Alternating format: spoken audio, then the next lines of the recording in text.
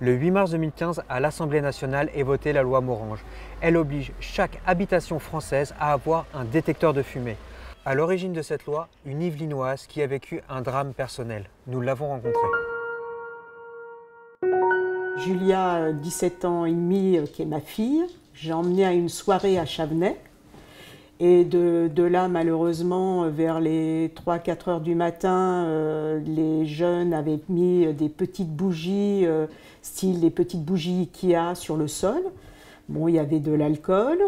Et de là, ma fille était à l'étage et malheureusement, le feu a pris tout le rez-de-chaussée.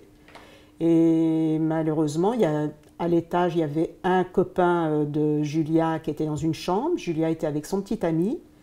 Et ce jeune homme, si vous préférez, a rampé vers la chambre où était Julia, a ouvert la porte et a fait un appel d'air.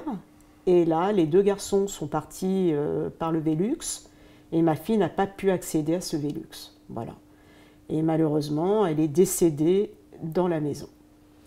Je me suis dit, il existe des détecteurs de fumée autonomes et il va falloir faire une loi. Du coup, j'ai d'abord été voir les pompiers des Yvelines. De là, qui m'a dit, écoutez, il faudrait aller voir des députés. Du coup, j'ai vu 2 députés, dont Pierre Morange, qui est maire de Chambourcy, et qui était député des Yvelines à l'époque. Et de là, dès que j'ai été le voir, il m'a dit, je vais vous aider. Et on a travaillé ensemble pour faire cette loi, qui a mis quand même 10 ans à sortir. Voilà.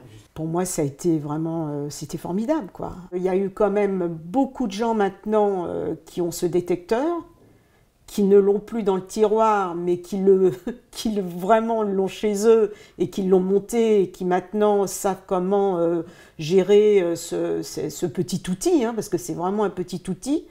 De là, bon voilà, mais moi pour moi ça a été le combat de ma vie, hein.